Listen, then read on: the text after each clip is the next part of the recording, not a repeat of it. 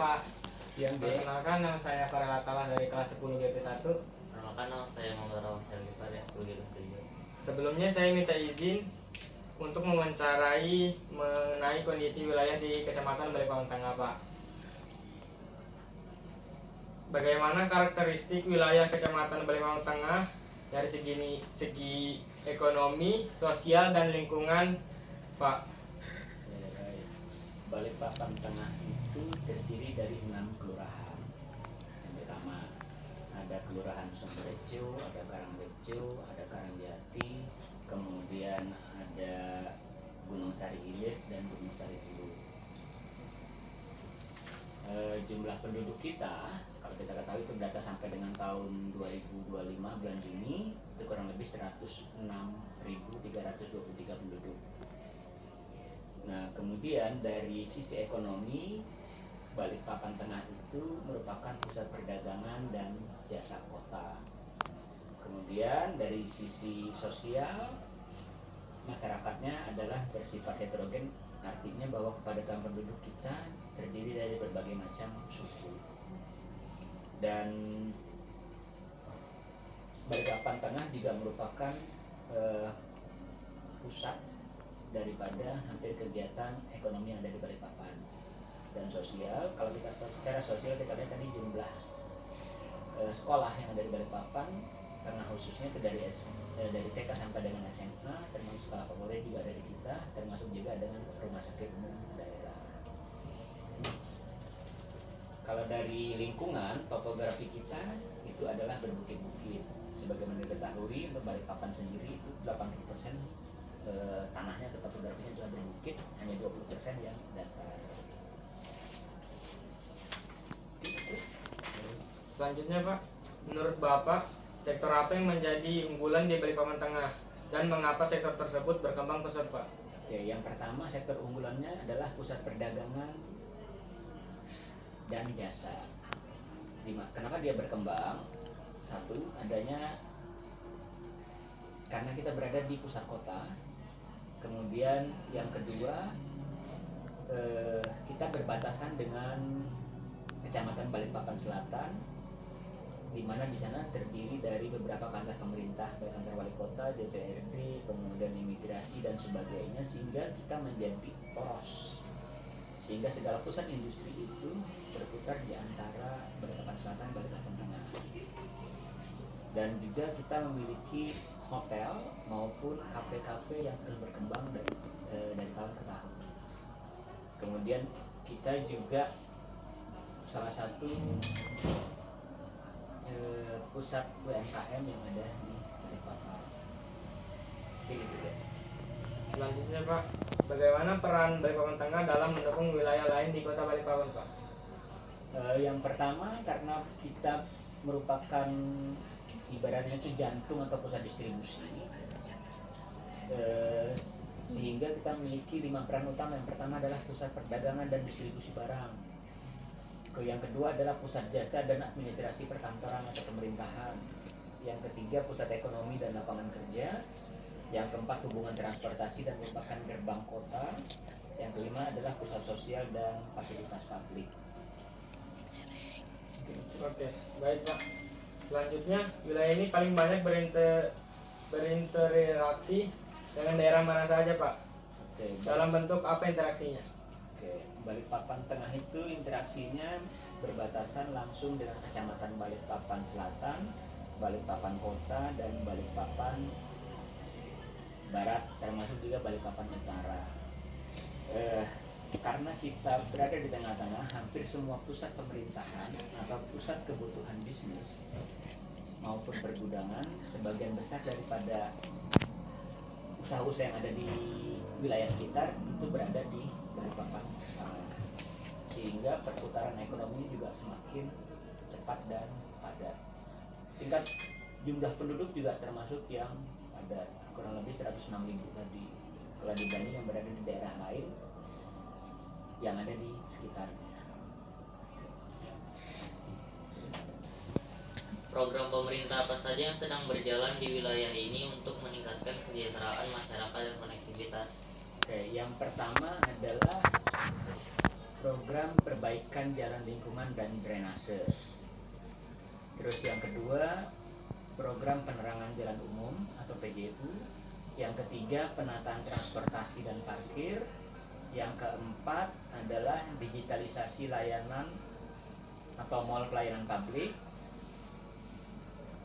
Dan kelima adalah bantuan UMKM dan pelatihan, kemudian bantuan sosial dan kesehatan, serta penanganan stunting dan kemiskinan ekstrim.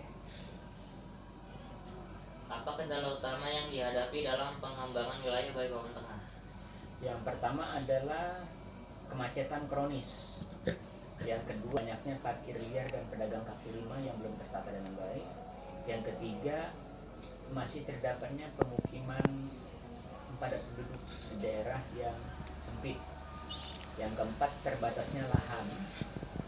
Yang kelima adalah pertumbuhan penduduk yang sangat cepat, sehingga pemerintah memiliki kewajiban untuk terus dapat meningkatkan akses pelayanan publik yang lebih baik ke depan. Bagaimana perkembangan Balikpapan Tengah dalam 5-10 tahun terakhir?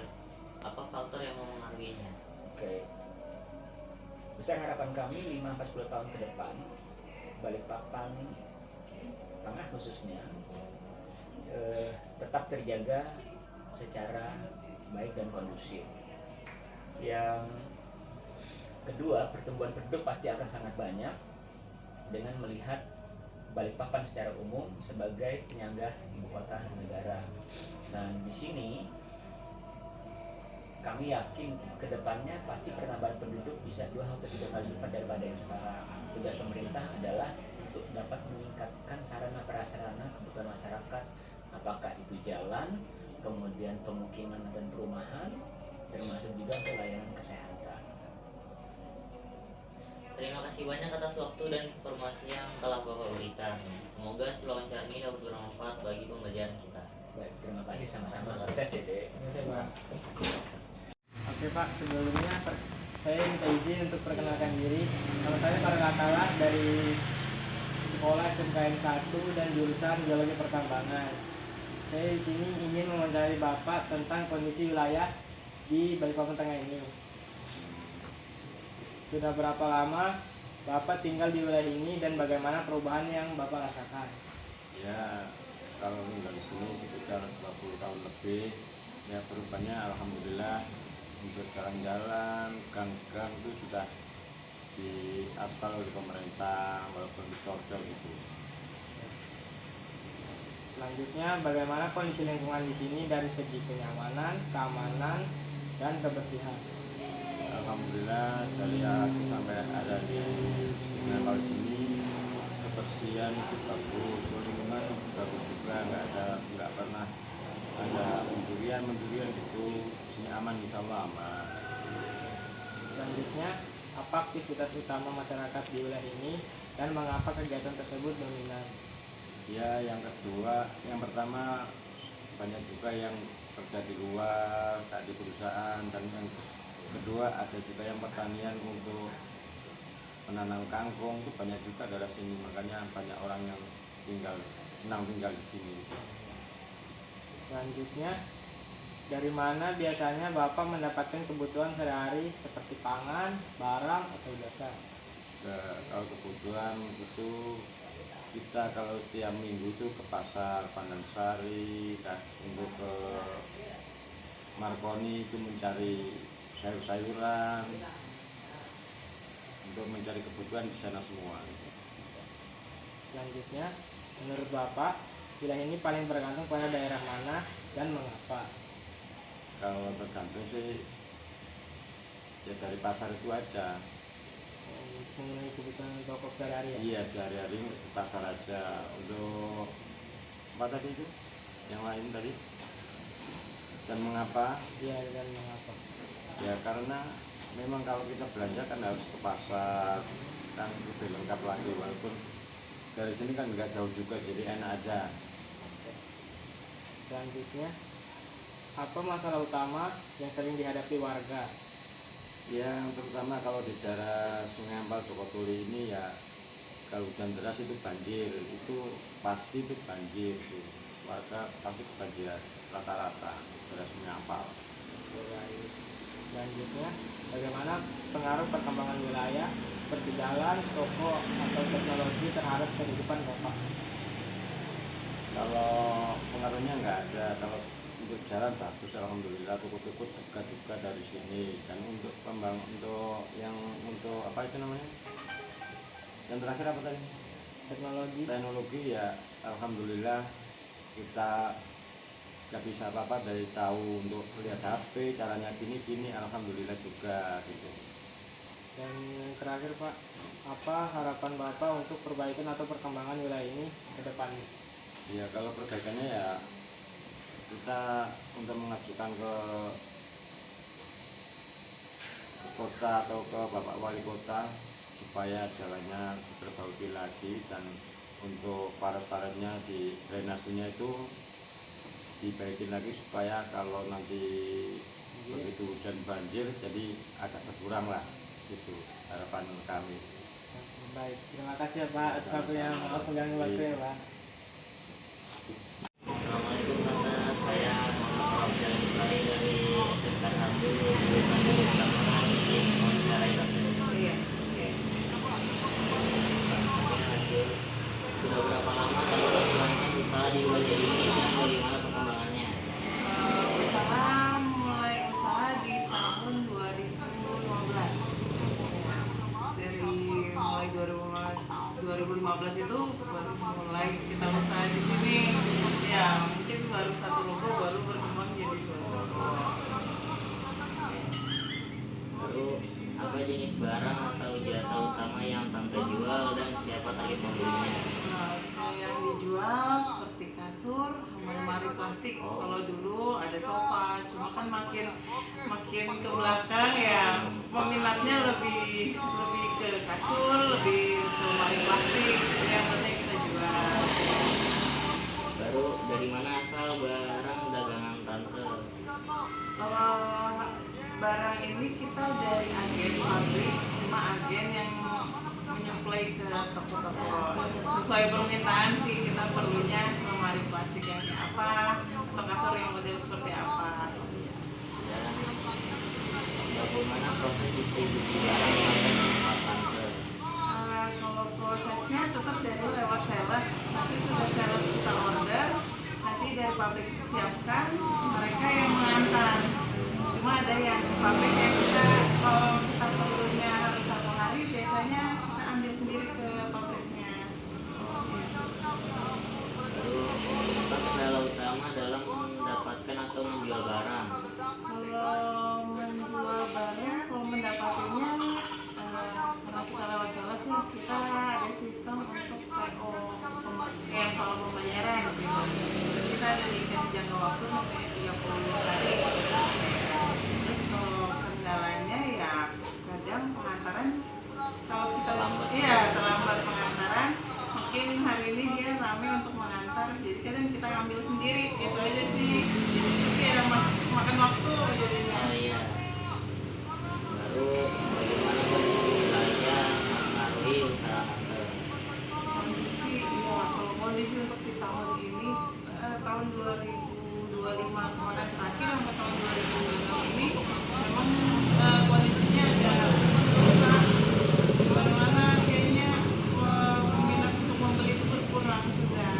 Mereka mungkin lebih ke kebutuhan pokok yang harus utama, baru kebutuhan seperti kasur. Paling nggak kan mereka harus beli beras dulu. Iya.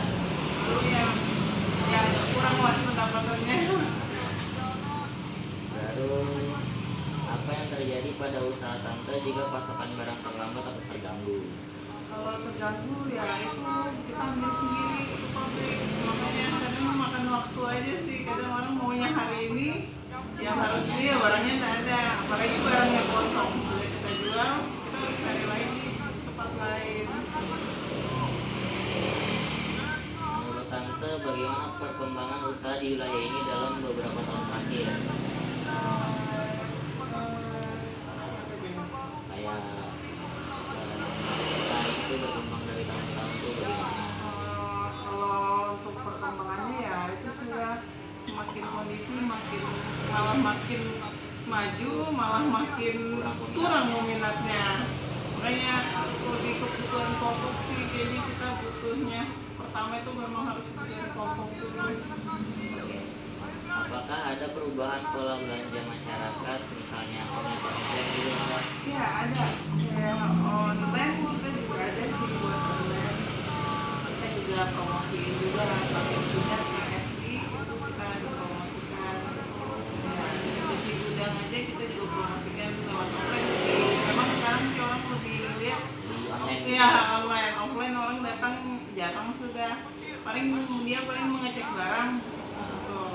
Lihat kondisi barang. Apa saran Bapak agar usaha di wilayah ini bisa berkembang lebih baik gitu? Memang sih kalau apa ya, kita nggak bisa masih patokan harus kita mau jual barang yang dibutuhkan, tapi kadang peminatnya orang ini yang menurun ya.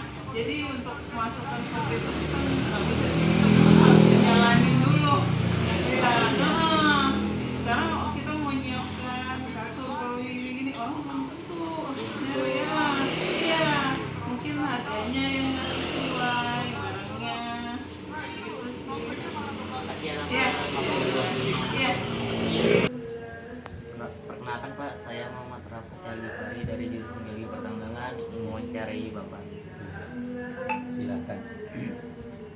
Sudah berapa lama Bapak tinggal di wilayah ini dan bagaimana perubahan yang Bapak rasakan?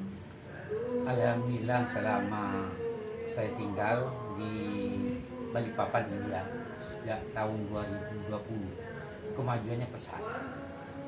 2080 belum lahir sih. Sejak ini belum ada ini. Bagaimana kondisi lingkungan di sini dari segi kenyamanan, keamanan, dan kebersihan? Alhamdulillah sih. Tahun 2009 saya waktu itu saya dapat penghargaan sampai ke SBY saya. Apa aktivitas utama masyarakat di wilayah ini dan mengapa kegiatan tersebut dominan? Ya karena itu untuk kepentingan himpunan bersama. Jadi wajib. Ya. Dari mana biasanya Bapak mendapatkan kebutuhan sehari-hari? Saya dulu bekerja di dalam kilang 36 tahun. Lama sekali. Sampai 2017 saya pensiun. Oh. Menurut Bapak, wilayah ini paling bergantung pada daerah mana? Wah, kalau tergantung itu nggak bisa masa kita bergantung. Karena wilayah itu di mana kita tinggal mau bagus itu tergantung Wilayah tersebut. iya wilayah tersebut. Apa masalah utama yang sering dihadapi warga seperti akses atau harga barang atau lingkungan gitu? Kalau kita di sini itu kebutuhan mungkin air yang suka mati. Ya, sering macet. Ya, kalau listrik enggak. Kalau banjir gitu enggak juga Pak? Enggak banjir. Saya di lingkungan saya enggak banjir. Alhamdulillah. Bagaimana pengaruh perkembangan wilayah seperti jalan, toko atau teknologi terhadap kehidupan Bapak gitu? Alhamdulillah bagus sih lingkungan kita ini. Sudah bagus semua jalanan, lampu, terangan sudah. Semua. Di wilayah saya ini alhamdulillah sudah terang semua tiap jalan itu. Udah jalannya sudah Iya. bagus gitu. Ya, Apa harapan Bapak untuk perbaikan atau perkembangan wilayah ini ke depannya? ya kita itu harus lebih bagus. Tujuan kita memang harus begitu supaya anak-anak kita nanti merasakan Misalkan ya manfaat. manfaatnya dari yang hasil dari yang sebelumnya gitu. Baik, terima kasih Bapak telah meluangkan waktunya. Misi Mas, perkenalkan nama saya Farel Atala dari SMKN 1 jurusan Geologi Pertambangan. Saya minta izin mewawancarai tentang perdagangan di sini. Jadi Mas, sudah berapa lama Masnya menjalankan usaha di wilayah ini dan bagaimana perkembangannya? Untuk usahanya sekitaran 2 tahun, untuk perkembangannya lumayan bagus, terus penjualannya lumayan banyak. Ada lagi yang mau ditanyakan? Apa jenis barang atau jasa utama yang Anda jual dan siapa target pembelinya? Untuk barangnya kita jual spare part motor, velg, master rem, shock, dan lain-lain. Untuk targetnya itu untuk anak sekolah dan yang anak-anak muda lainnya. Ada lagi? Dari mana asal barang tersebut dan mengapa memilih pasokan tersebut? Barang tersebut kita ambil dari luar pulau Kalimantan, lebih tepatnya itu di Jakarta atau Surabaya, karena di sana barangnya itu lebih murah. Oh iya, baik. Bagaimana proses distribusi barang sampai ke tempat Anda? Transportasi, waktu, atau biaya? Transportasinya itu melalui pengiriman berupa JNE dan PIKI. Biayanya lumayan lebih murah dari pengiriman lainnya. Apa kendala utama dalam mendapatkan atau menjual barang? Seperti harga, distribusi, persaingan, dan lain-lain. Untuk kendala lebih ke persaingan antara toko, harga jual barang yang lebih sedikit murah, itu aja sih lebih tepatnya. Oke. Bagaimana kondisi wilayah seperti lokasi, akses jalan, keramaian memengaruhi usaha Anda? Kalau untuk aksesnya lumayan susah, tapi alhamdulillah ramai aja yang kesini. Mungkin kalau kenanya di pinggir jalan itu lebih ramai lagi. Oke, baik. Apa yang terjadi pada usaha Anda jika pasokan barang terlambat atau terganggu? Kurangnya pemasukan keuangan. Menurut Anda, bagaimana perkembangan usaha di wilayah ini dalam beberapa tahun terakhir? Lumayan baik, penjualan naik drastis.